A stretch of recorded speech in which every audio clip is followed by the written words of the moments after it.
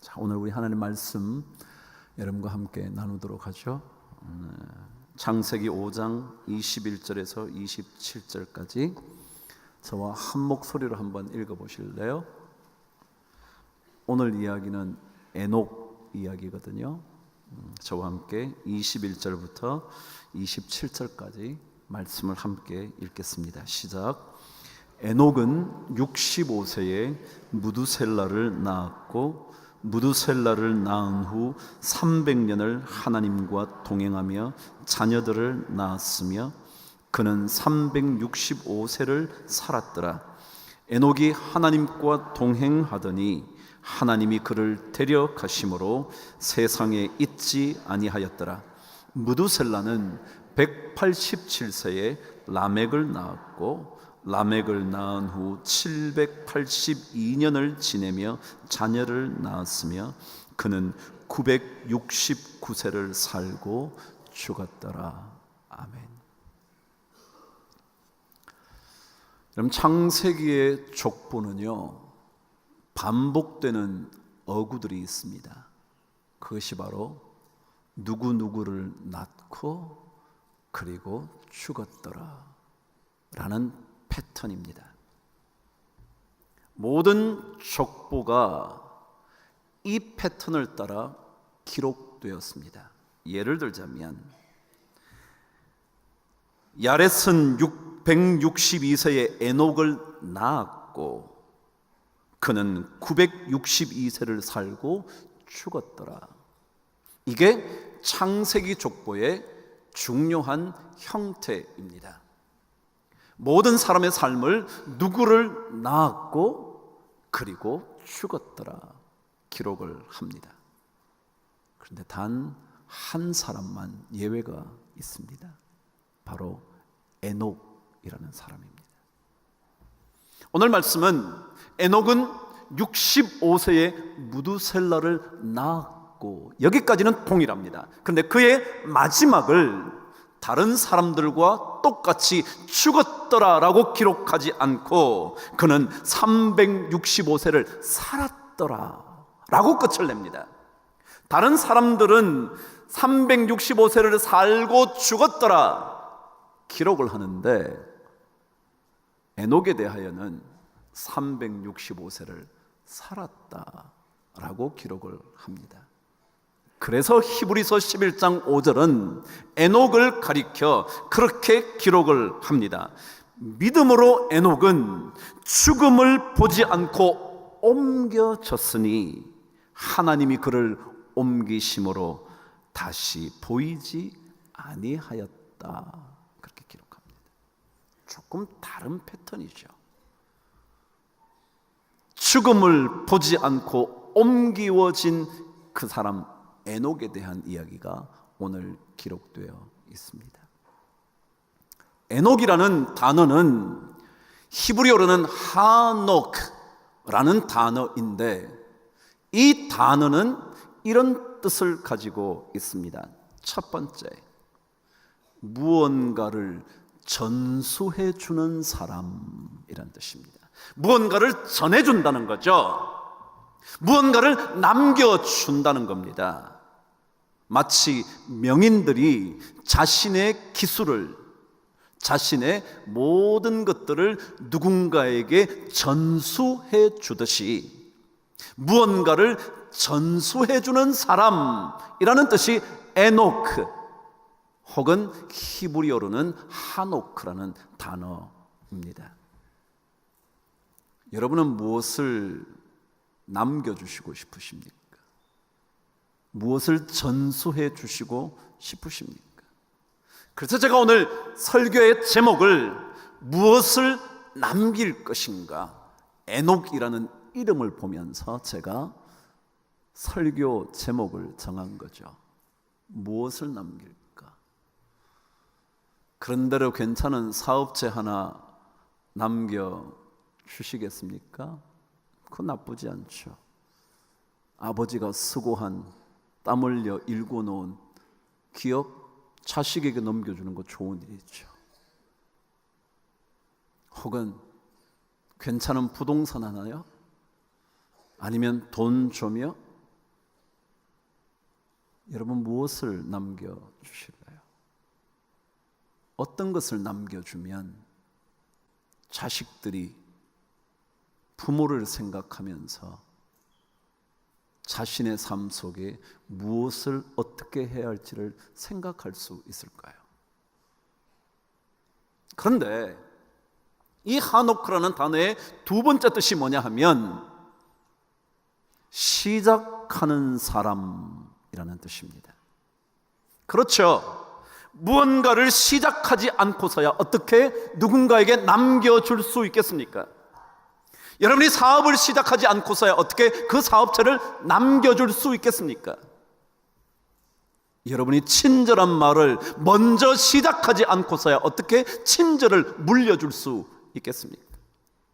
자식들에게 믿음이 소중하다는 것을 먼저 자기 자신이 시작해 주지 않고서야 어떻게 자식들에게 믿음의 소중함을 알려주실 수 있겠습니까? 시작하지 않고는 물려줄 수가 없지 않겠습니까? 힘들 때에도 믿음의 언어를 내가 먼저 시작함으로 그 어려움을 이겨내지 않는다면 어떻게 다음에 우리 자녀들이 어려움을 겪었을 때 믿음의 언어를 사용할 수 있겠습니까? 힘들 때에도 괜찮아, 하나님이 우리의 요새시잖아, 하나님이 우리의 방패시잖아, 하나님이 우리의 피난처 되시잖아, 그분이 우리의 마사다잖아 라고 말하지 않는다면, 내가 먼저 그것을 시작하지 않는다면 어떻게 우리 자식들에게 그 무언가를 남겨줄 수 있겠습니까? 언젠가 여러분들에게 들려드렸던 불의 전차라는 영화 기억나시는지 모르겠네요. 세계 신기록의 기록을 가졌던 육상 선수였던 에릭 리델이라는 사람의 얘기라는 것 기억하시는지 모르겠네요. 올림픽에서 금메달을 받았지만 그가 또 다른 경기에 그날이 주일일 때 그가 이렇게 말한 사람이었다고요. 저는 주일에는 달리지 않습니다. 그런 믿음의 사람이었다고요. 근데 그에게 여동생 하나가 있었다 합니다. 근데 참 신앙 좋은 여동생이었습니다. 오빠가 육상 선수가 되면서 수많은 인기를 얻기 시작하는 것을 보다가 혹시라도 이 오빠가 그 세상의 인기에 빠져들까 염려하다가 오빠에게 그랬대죠. 오빠, 세상 인기 아무것도 아니잖아. 오빠 중국 선교 하기로 결정한 것 할 거지. 그러니까 그때 에릭 리들이 이렇게 대답을 했습니다. 그럼 물론이지 라고 그 여동생을 안심시키면서 한 이야기가 이러했습니다. 우리는 모두 선교사야. 어디를 가든지 그리스도를 더욱더 사람들을 가까이 하게 하든지, 다시 한번요, 우리 모두는 선교사인데 어디로 가든지 사람들을 그리스도에게 가까이 이끌든지 아니면 그리스도에게로부터 멀어지게 만들든지 둘 중에 하나를 하게 되어 있는 선교사야 라고 얘기를 했답니다. 여러분 어떠신가요? 여러분의 말 한마디 때문에 여러분의 자녀들이 주님께 더 가까이 가나요? 아니면 여러분의 남편이 여러분의 행동 때문에 그리스도에게 더 가까이 가야겠다고 생각하나요? 여러분의 말과 행동 때문에 여러분의 가족들이 더 그리스도께 붙잡힌 바 되는 인생을 살아야겠다고 생각을 하나요? 아니면 우리 아버지가 믿는 하나님 나는 안 믿을 거야, 내가 지금은 어려서 따라가지만 나는 성장하면 끝이야. 절대 안 믿을 거야. 라고 할 거냐? 두 가지 중에 한 가지를 하게 돼 있는 선교사라 그랬답니다. 그래요. 우리는 뭘 물려주면 좋을까요? 물려준다면 결국 나보다 뒤에 있을 그 누군가에게, 그것이 자녀이든지 가족이든지 아니면 내 동료이든지 친구이든지 그 누구이든지 내가 먼저 떠나게 될 때 무엇을 남겨줄 건지, 아니 현재 살고 있으면서도 내가 무엇을 전해줄 것인지, 우리는 선교의 사명을 띠고 산다는 거죠. 그렇다면 우리는 에녹을 통해서 무엇을 전수받을 수 있는 걸까요? 에녹은 우리에게 무엇을 전해주고 있는 걸까요? 오늘 저와 함께 22절 말씀을 함께 읽도록 하겠습니다. 시작. 무두셀라를 낳은 후 300년을 하나님과 동행하며 자녀를 낳았다. 그래요. 가장 중요한 핵심이죠. 그게 뭐냐면 하나님과 동행하는 것. 그걸 에녹은 우리에게 전수해 주는 겁니다. 신앙이라는 것은, 믿음의 여행이라는 것은 하나님과 동행하는 거죠. 하나님과 함께 걸어가는 거죠. 어려울 때에도 주님과 함께 가는 거죠. 좋을 때만이 아니라, 인생 살만 날 때만이 아니라 힘든 삶의 현장 속에서도 하나님과 함께 가는 동행이요. 그런데 여러분, 동행이라는 게 뭘까요? 동행이라는 것.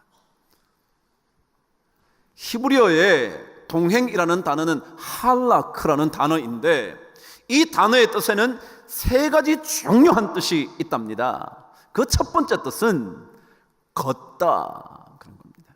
그냥 단순한 얘기죠. 하나님과 걷는 겁니다. 쓰러졌다가도 다시 일어나서 걷는 겁니다. 그런데 그 두 번째 뜻이 뭐냐 하면 계속해서 나아가다 전진하다. 뭐라고요? 계속해서 나아가다 전진하다. 도중에 멈추는 것이 아니고요, 계속 가는 거예요. 그래서 오늘 성경은 무두셀라를 낳은 후에 하나님과 동행했다는 말 앞에, 그 사이에 뭐가 담겨져 있냐면 300년을 하나님과 동행했다라고 되어 있죠.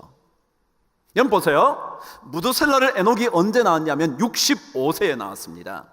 그리고 300년을 하나님과 동행했습니다. 그는 365세를 살았습니다. 말하자면 300년이라는 단어는 그가 죽을 때까지, 아니 죽음을 보지 않았지만 이 땅에 삶을 살고 있는 동안, 그때까지라는 의미입니다. 끝까지, 계속해서, 지속적으로. 신앙생활은요, 지속하는 데 힘이 있습니다. 도중에 그만두는 거 아니고요, 도중에 바뀌어버리면 변질된 거잖아요. 근데 끝까지 가는 거예요. 제가 늘 자주 얘기하지만 아부가요, 잠깐일 때는 아부죠. 그러나 죽을 때까지 하는 아부라면 뭐라고요? 충성이라고요. 끝까지 가는 거예요. 그래서 오늘 300년이라는 세월은 그의 인생 마지막까지, 끝까지라는 의미를 담고 있죠. 동행한다는 것은요, 계속 가는 겁니다. 여러분, 가정에도 마찰이 있죠. 의견이 다를 때가 많죠. 그러나 다르다고 그만둬야 합니까? 부딪힌다고 가정 파괴해야 합니까? 교회라는 공동체요, 여러분과 생각이 다를 수 있겠죠? 여러분과 마음이 맞지 않을 수도 있겠죠? 그렇다고 그만두는 겁니까? 아니잖아요. 끝까지 주님과 함께 동행하는가? 이게 동행이라는 할라크의 의미라고요. 지속적으로 계속해서 나아가는 것, 계속해서 전진하는 것. 1700년대에 영국의 노예 제도를 폐지하기 위하여 횃불을 든 사람이 있었습니다. 그 사람의 이름이 윌리엄 윌버포스라는 사람입니다. 그에게는 탁월한 영적인 멘토가 있었죠. 그 사람이 여러분 잘 알고 계시는 나 같은 죄인 살리신 주원의 놀라와 잃었던 생명 찾았고 라는 찬송을 불렀던 존 뉴턴이라는 사람이었죠. 윌버포스가 25세 때 하나님을 만납니다. 하나님을 만난 뜨거움이 너무 커서 내가 하나님의 일을 해야지. 그래서 목회자가 되려고 합니다. 그때 존 뉴턴을 찾아가서 내가 하나님을 만나고 나니까 하나님의 일을 하는 게 좋겠다고. 근데 이미 25세 때 윌버포스는 이미 영국의 국회의원이었습니다. 최연소 국회의원이었죠. 그 말을 들었던 존 뉴턴이 대답했답니다. 아니라고. 당신은 정치인으로 남아서 하나님의 일을 해야 한다고. 그래서 목사 되기를 포기하고 정치인의 인생을 살아갑니다. 그러면서 끝까지 노예 제도를 폐지하기 위하여 몸부림친 사람이었죠. 여러분, 그런데 노예 제도를 폐지하는 일이 쉬운 일인가요? 아니요. 왜냐하면 그 당시 영국은 산업이 노예를 중심으로 노동력을 얻게 됐습니다. 노예들은요, 돈 얼마 주지 않고도 노동력을 얻을 수 있습니다. 노예들이니까. 말하자면 삼시세끼 정도만 주면 충분히 노동력을 착취해낼 수 있습니다. 그런 산업 구도를 가졌는데 이 노예 제도를 없애면 갑자기 노예들에게 모든 임금을 지불해야 되니 산업이 어떻게 되겠습니까? 그래서 모든 사람이 반대하는 거예요. 다 반대. 그러나 하나님의 말씀을 만나고 난 윌버포스는 우리 인간은 누구나 동일하잖아요. 남자나 여자나 종이나 자유자나 지혜자나 야만인이나 다 똑같잖아요. 그걸 알고 나니까 이걸 폐지해야 되겠다고 몸부림치면서 이제 활동을 하는 겁니다. 반대들이 참 심하죠. 그만두고 싶은 생각도 너무 많죠. 근데 어느 날 존 웨슬리라는 감리교의 창시자라고 불리는 그 당시 성공의 목사가 윌버포스에게 편지를 씁니다. 그 편지가 존 웨슬리의 마지막 편지라고 그럽니다. 왜냐하면 그는 이 편지를 쓴 이후 6일 후에 세상을 떠났기 때문이죠. 그 마지막 편지가 내용이 이렇습니다. 하나님이 당신을 세워주지 않았다면 인간 본성의 수치인 이 지독한 악행에 맞선 영광스러운 싸움을 끝까지 버텨낼 수 없었을 것입니다. 하나님이 이 일을 위하여 당신을 세워주시지 않았다면 사람들과 마귀들의 반대에 지쳐버렸을 것입니다. 그러나 하나님이 함께 하신다면 누가 당신을 대적할 수 있겠습니까? 그 다음 말이었습니다. 그러니 제발 선한 일에 지치지 마십시오. 계속 이어진 말이었습니다. 역사상 가장 지독하고 악한 노예제도가 사라질 때까지 하나님의 이름과 그분의 능력으로 끝까지 버티십시오. 중요한 것은 끝까지 가는 거예요. 가정이 어려워도요, 끝까지 가면요 가정이 달라져요. 이 교회 공동체도요, 어려워도 끝까지 하나님을 붙들면요 교회가 바뀌어요. 자기 삶에도요, 어려움이 참 많아도요 끝까지 하나님과 동행하면요 하나님께서 삶을 바꾸어줘요. 근데 우리는 자꾸 도중에 그만두고 싶죠. 다른 데 가면 잘 될 것 같아요. 다른 것을 선택하면 인생이 달라질 것 같아요. 저것을 하면 훨씬 더 좋은 인생이 펼쳐질 것 같아요. 그걸 자꾸 그만두는 거예요. 근데 여러분, 에녹이 우리에게 가르친 것은 무두셀라를 낳은 후에 300년 동안 하나님과 동행했다. 끝까지. 그가 이 땅에 더 이상 발을 딛지 않은 그날까지. 여러분, 히브리서에 의하면요, 이 동행이라는 것, 이것이 어떤 것인지 우리에게 설명을 합니다. 저와 함께 히브리서 11장 5절 6절을 함께 읽도록 하겠습니다. 11장 5절 시작. 믿음으로 에녹은 죽음을 보지 않고 옮겨졌으니 하나님이 그를 옮기심으로 다시 보이지 아니하였느니라. 그를 옮기기 전에 하나님을 기쁘시게 하는 자라 하는 증거를 받았느니라. 여러분 보세요. 옮기기 전에, 다시 말해 300년 동안 계속 사는 동안 뭐요? 하나님을 기쁘시게 하는 자라는 증거를 받았대요. 다시 말하면 동행이라는 것이 뭐냐 하면요, 하나님을 기쁘시게 하는 거라는 거예요. 다른 거 아니고요, 여러분이 뭐 엄청난 걸 하는 게 아니고요, 하나님과 끝까지 걸어가 보는 거예요. 그게 뭐라고요? 하나님을 기쁘시게 하는 거라고요.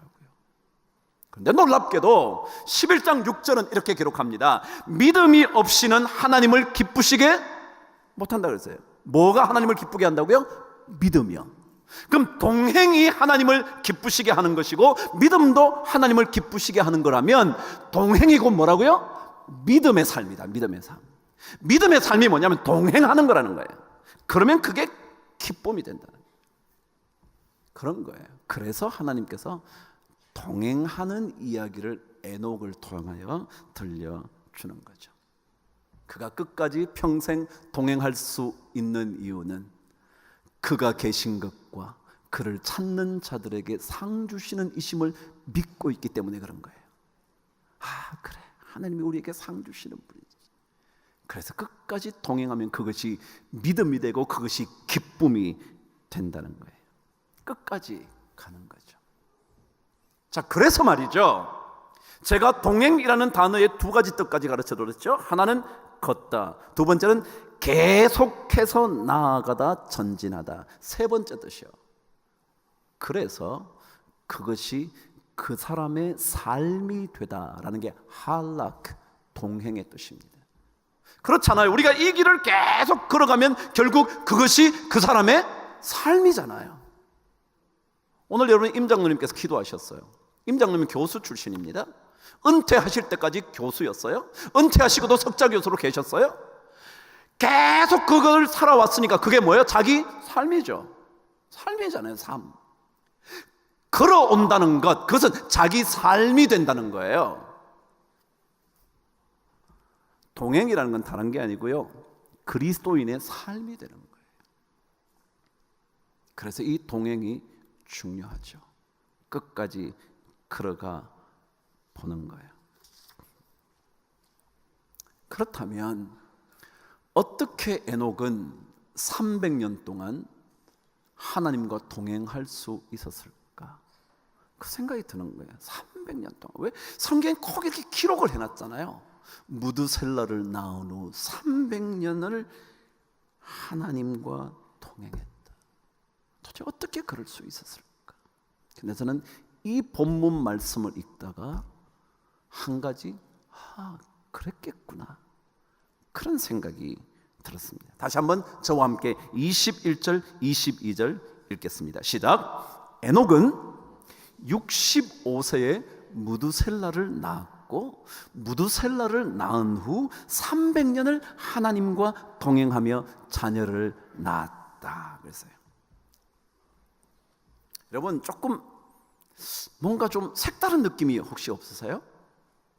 여러분 보세요. 왜 에녹에 대하여 설명을 하는데 65세에 무두셀라를 낳은 후에 300년을 동행했다 그랬을까요? 처음부터 에녹은 하나님과 동행했다, 그러다가 65세에 무두셀라를 낳았다 그래도 될 텐데 왜 낳은 후에 300년을 동행했을까요? 그전 65년은 어땠을까요?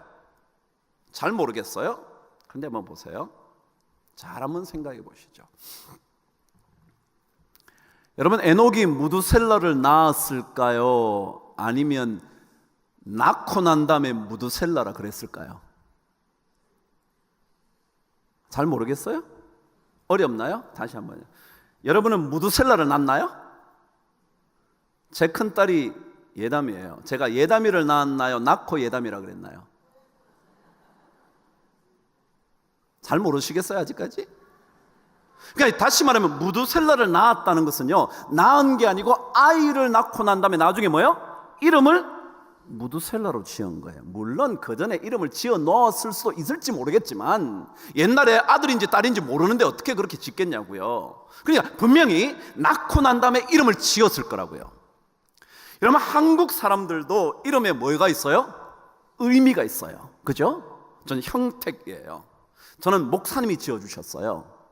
제가 태어났을 때 그 교회 담임 목사님이셨던 그분이 지어주셨어요. 형자가 형통할 형자, 택자가 윤택할 택자. 하나님께서 이 자녀의 인생을 형통하고도 복되고도 윤택하게 만들어 주시기를, 그래서 형택이라고 지었대요. 제 이름 안 잊어버리시겠죠?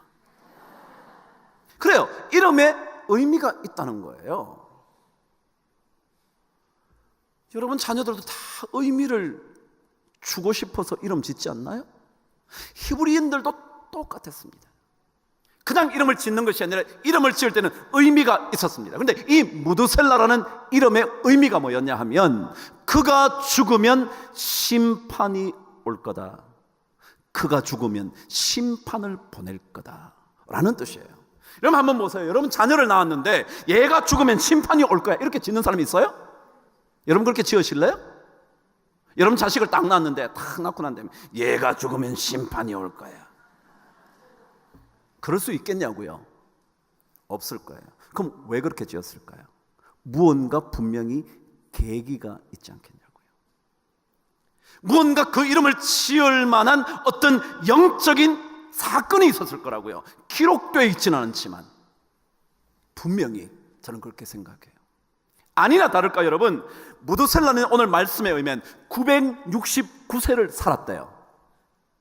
여러분 969세를 살았는데 이때가 노아가 태어나서 몇 년 되던 해냐면 600세 되던 해입니다. 600세 되던 해는 언제냐면 홍수가 시작된 해입니다. 그러니까 무두셀라가 딱 죽는 그 해가 노아가 600세가 되던 해인데 그때는 뭐라고요? 홍수가 시작된 해예요. 맞나요? 틀렸나요? 맞아요. 그가 죽으면, 무두셀라가 죽으면 뭐예요? 심판이 오게 된 거예요. 정확한 거거든요. 그러니까 영적인 무슨 사건이 있었다는 거예요. 제가 생각이 그랬어요. 아, 그래, 하나님과 동행하려면 우리에게 영적인 경험이 필요하구나. 영적인 경험. 신앙생활, 믿음의 여행은요, 영적 경험이 없이 사는 게 아니에요. 그냥 여기 나오는 게 아니야. 내가 성가대니까 또 오늘 가야지. 난 성가대 우리 솔리스트로 불림을 받았으니까 와야지. 나는 여기 집사니까 와야지. 어릴 때부터 교회 다녔으니까 와야지. 그게 아니고요, 영적인 경험이 있어야 하나님과 끝까지 동행해요. 안 그러면요, 이거 다니는 게 뭐 별거라고요. 안 나오면 그뿐이지 뭐. 다녀도 장로 주지도 않는데 뭐. 다녀도 권사도 안 주는데 뭘 다녀? 그만 다니지. 근데 아니요, 어떤 영적인 경험이 우리 삶 속에 한번 일어나기 시작하면요, 그 다음부터는 예수 믿는 것이요 달라져요. 그것이 어떤 경우는 육체적인 질병을 고침을 받는다든지, 아니면 어떤 깊은 깨달음을 통해서 와, 내 삶 속에 하나님은 결코 떠날 수 없구나, 그런 영적인 경험이에요. 저는 에녹이 무엇 때문인지는 모르지만 아이를 낳고 난 다음에 어떤 영적인 경험이 있었던 것 같아요. 아니면 하나님이 뭔가를 보여주셨던지. 그래서 그가 죽으면 심판이 있지. 얘가 언제 죽을지는 모르지만 심판이 있으니 그 심판을 생각하면서 내가 살아야지. 한 번 죽는 것은 사람에게 정해진 것이지만 뭐요? 그 이후에는 뭐라고 있다고요? 심판이 있구나. 그래, 심판이 있으니 그 나중을 보면서 내가 살아야지. 그러니까 에녹이 몇 년 동안요? 300년 동안 살게 됩니다. 300년 동안. 신앙생활에는요, 영적인 경험을 해보셔야 돼요. 그래서 그것을 위해서 여러분 기도하셔야 하는 거예요. 다른 거 여러분 많이 기도하신 거 잘 알아요. 뭐 자녀를 위해서 기도하고, 뭐 사업을 위해서 기도하고, 뭐 건강을 위해서 기도하고, 뭐 맞아요, 하셔요. 그런데 그것보다 이런 기도, 하나님 저에게 영적인 경험이 일어나게 하여 주옵소서. 왜냐하면 그 경험을 해봐야 우리의 믿음의 여행이 하나님과 끝까지 동행할 수 있거든요. 이번에 성지순례를 갔잖아요. 갔더니 이번에 그 가이드분이 뭐 너무너무 많은 것들을 알려주시더라고요. 왜냐하면 그분은 이 가이드를 우리 팀이 몇 번째냐면 382번째래. 그러니까 뭐 완전히 뭐 도사가 되지 않았겠어요? 그러니까 설명을 하는 거예요. 이제 가다가 오늘 아침에 출발해서 제일 첫 번째 가볼 곳이 아마도 삭개오가 올라갔을 거라고 생각하는 나무입니다. 그러니까 삭개오가 그 나무에 올라갔다는 뜻이 아니라 삭개오가 올라갔을 법한 나무. 뭐라고 알고 있죠? 무슨 나무? 뽕나무, 뽕나무, 뽕나무. 근데 요즘은 이 개역 개정은 뽕나무라고 말하지 않고 돌무화과 나무라고 그렇게 말합니다. 그래서 그 돌무화과 나무를 가볼 겁니다. 그러더라고요. 그래서 이제 버스를 타고 조금 가니까 곧장 돌무화과 나무가 나오는 거예요. 근데 의외로 굉장히 크더라고요. 저는 조그만 나무인 줄 알았어요. 근데 굉장히 큰 나무였어요. 여러분, 무화과 나무가 그리 크지 않잖아요. 근데 돌무화과 나무가 엄청 큰 거예요. 이 나무가 아마 삭개오가 올라갔던 그 나무일 것 같다고. 왜냐하면 여러 이스라엘 상황의 정황에 보면 뽕나무보다는 이 돌무화과 나무가 훨씬 더 맞는 것 같다고 그러더라고요. 그러면서 설명을 하는 거예요. 그럼 돌무화과 나무는 여러분 돌이라고 붙어 있으면 뭐예요? 시원찮다는 거죠. 돌복숭 그럼 뭐예요?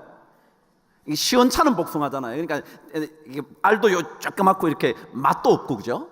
이 돌무화과도 그런가 봐요. 그래서 이 돌무화과를 조금 더 크게 열매가 맺히도록, 그리고 그 과일이 잘 익도록 하기 위해서는 반드시 이 돌무화과에 대해 구멍을 뚫어줘야 된대요. 그래서 이제 돌무화과 나무 열매 때가 되면요, 사람들이 늘 그 나무에 올라가서 그 돌무화과 나무를 뚫어주는 거예요. 이렇게 구멍을 하나 여기다 뚫고 여기 뚫고 여기 뚫고 계속 그런다는 거예요. 그래서 늘 돌무화과 나무에 누가 올라가요? 사람들이 올라가는 거예요. 그랬기 때문에 아마도 삭개오가 그 나무에 올라갔을 때도 아무도 주목하지 않았을 거라는 거예요. 왜요? 그냥 돌무화과 나무 뚫어주러 올라갔나 봐, 누군가가. 그렇게 생각했을 거라는 거예요. 아무도 관심을 가지지 않았죠.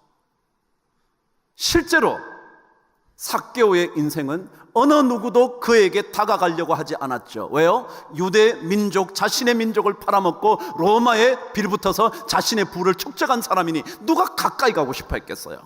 아무도 가까이 찾아가려고 하지 않았겠죠. 그리고 그 돌무화과 나무에 올라가도 아무도 관심 가지지 않았겠죠. 그런데 아무도 관심 갖지 않는 그 삶에 누구는 관심을 가졌죠? 예수님은 관심을 가졌죠. 그래서 뭐라고요? 삭개오야 내려오라. 내가 오늘 너의 집에 유하여야 하겠다. 그랬죠? 너의 집에 유해야 되겠다. 아무도 관심 가지지 않는 거기에 예수님만이 그에게 관심을 가지자 그것이 자기에게 영적인 경험이 되니까 막 뜨거워져서 어쩔 줄 모르고 집으로 와가지고는 곧장 주님 앞에 뭐라고 고백합니까? 내가 내 재산의 절반을 가난한 자를 위하여 나누어 주겠습니다. 그리고 제가 토색한 것이 있다면, 요즘 번역으로는 불의하게 취득한 것이 있다면 4배나 갚겠습니다 라고 고백하면서 삶이 달라지잖아요. 그 얘기는 뭐냐 하면, 하나님의 사람들은요, 영적인 경험을 해보면 삶이 달라지는 거예요. 근데 그거 안 해보면 매번 그냥 다니는 거예요. 교회 다녀보는 거예요.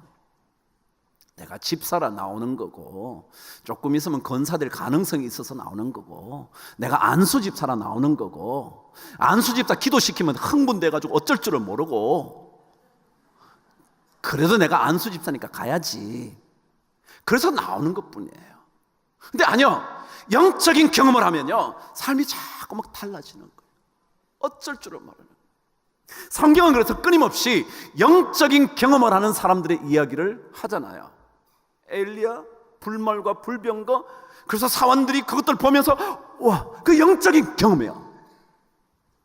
그게 에녹에게 있었던 것 같다는 거예요. 그 경험을 하고 나니까 그는 아이 이름을 무드셀라로 지었고, 그 마지막에 심판이 오리라는 생각을 하면서 하나님과 끝까지 동행하게 되었다라는 거죠. 그래요. 신앙생활은 이 영적인 경험을 한두 번씩, 서너 번씩 자꾸 하다 보면 하나님 떠날 수가 없죠. 여러분, 하나님이 안 살아 계시나요? 아니요. 내 곁에, 바로 곁에, 아니 내 안에 살아 계시는 거거든요. 내 안에 계신. 제가 성지순례 얘기할 게 너무 많은데요, 다음에 해드릴 테니까 잘 들으세요. 그래요.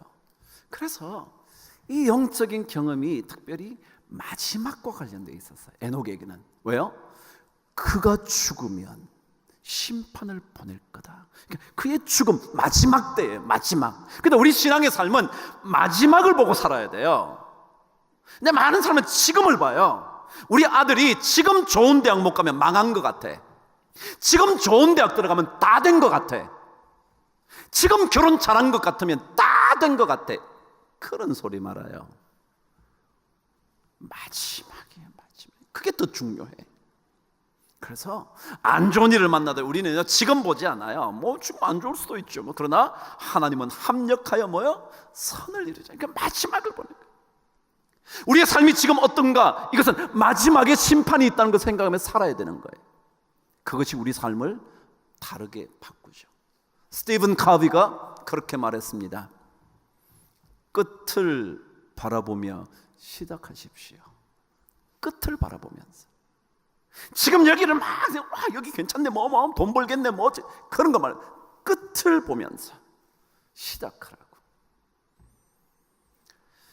지금 10월이 다 돼가요. 10월이 되면요, 노벨상 수상자들이 발표가 되기 시작합니다. 제가 기록에 보니까 노벨상 수상의 첫 번째 발표가 의학상이라 그러네요.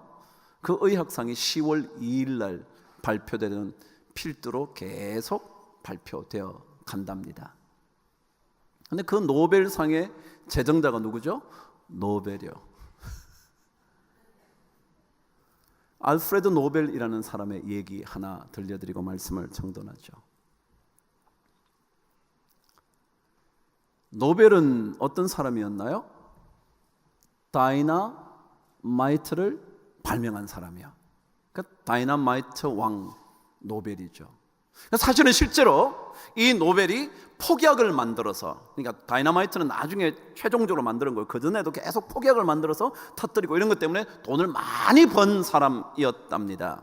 근데 어느 날 신문을 보고 있는데 딱 보니까 노벨 죽었다 이렇게 나온 거예요. 노벨의 자기 자신의 사망 부고가 신문에 뜬 거예요. 부고가. 자기는 죽지도 않고 지금 신문 보고 있는데, 그 알고 보니까 자기 형이 죽었는데 착각해서 신문기자가 노벨이 죽었다고 신문에 낸 거예요. 그런데 그 신문 부고 내용이 뭐였냐 하면 이렇게 적혀 있었다는 겁니다. 죽음의 상인 노벨 세상을 떠나다. 이렇게 죽음의 상인. 근데 이 말을 읽는 순간 충격적이었다는 거예요. 왜냐하면 자기가 이제껏 살았는데 남들은 자기를 보면서 뭐라고 그랬냐면 죽음을 팔아먹고 사는 사람이었구나. 죽음을 매개체로 해서 폭약으로 죽이고 살리고 뭐 이런 것을 통해서 돈 번 사람이구나. 이렇게 생각한다는 마음이 들자 막 어쩔 줄을 모르겠대. 그래서 그때 그 부고를 보고 난 다음 곧장 자신의 모든 재산을 내놔서 노벨 재단을 만들었다는 거예요. 요즘 여러분 이 사람이 죽음의 상인이라고 생각하는 사람이 있나요? 아니요, 없죠. 오히려 전 세계를 이롭게 하는 그런 일에 쓰임 받는 사람으로 이해하잖아요. 왜요? 그가 죽음의 이야기를 먼저 봐서, 마지막을 먼저 봐서, 살아있는데 자기의 죽음 소식을 듣게 되면서, 남들이 나를 죽음을 팔고 사면서 그래서 돈 벌어먹고 사는 사람이라고 생각하는 그것 때문에 그가 삶을 바꾸죠. 그럼 우리요, 마지막을 보면서 사는 거예요. 지금 너무 그러지 마세요. 지금 여기 너무 그러지 마세요. 지금 여기도 소중한 시간들이지만, 그러나 이것이 전부가 아니에요. 잘 된다고 좋아할 것 늘 얘기지만 없고요, 안 된다고 너무 안 된다 그럴 거 없어요. 우린 마지막까지 주님과 동행하는 거예요. 그러면 그 주님과 동행하는 동안 겪게 되는 수많은 영적인 경험들이 우리 삶을 더욱더 부욕해 하고, 그리고 언젠가 누군가에게 남겨줄 것이 있는 인생 되게 할 줄 믿습니다. 우리요, 믿음 여행하잖아요. 끝까지 잘 가야죠. 도중에 그만두면 뭐합니까? 잘 가야죠. 그러기 위해서 하나님께 기도하시죠. 하나님, 저에게 영적인 경험 한번 하게 해 주옵소서. 그저 이 교회 왔다 갔다 하는 인생 되지 말고 영적인 깨달음이 번개처럼 천둥처럼 경험되어질 수 있도록 주여 나를 도와주옵소서. 그래야 여러분 끝까지 걸어가거든요. 그런 은혜가 여러분 모두에게 넘쳐나게 되기를 주의 이름으로 축복합니다.